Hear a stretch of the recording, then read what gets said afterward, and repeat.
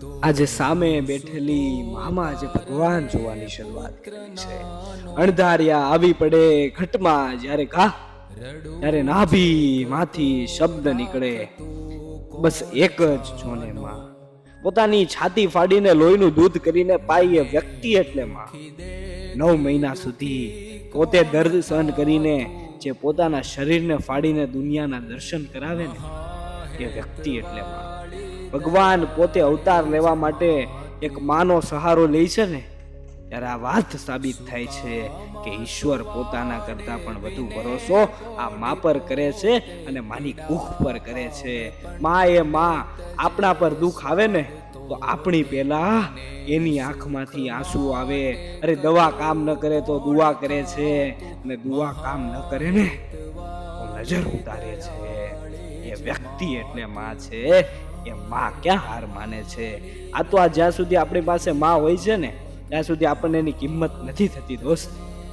પણ ખરેખર જેની પાસે માં નથી હોતી ને, એ જ વ્યક્તિ સાચી માની કિંમત સમજી શકે છે.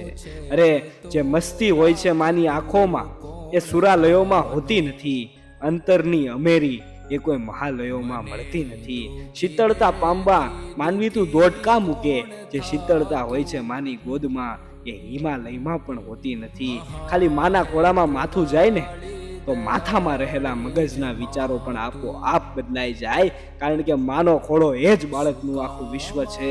પણ મારી એક વાત યાદ રાખજો, આ દુનિયામાં ગમે તેટલી મોટી વ્યક્તિ બની જાઓ, ગમે તેટલું પદ પૈસા પ્રતિષ્ઠા આવી જાય, પણ આ માના ખોળાને ન ભૂલતા.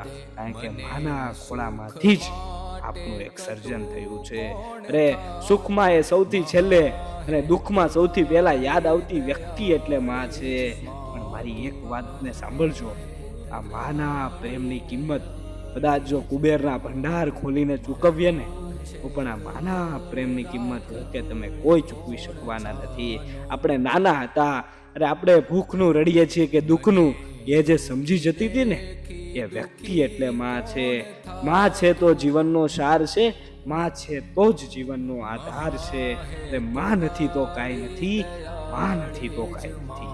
કારણ કે માં એ જ સર્જનહાર છે, માં જ પાલનહાર છે, અને માં જ આપણા જીવનનો સાચો આધાર છે.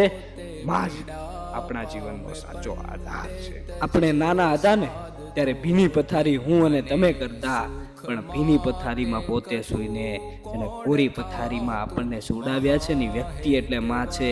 આપણા બધા જ સપનાઓને સાકાર કરવા માટેનો આધાર એટલે માં છે.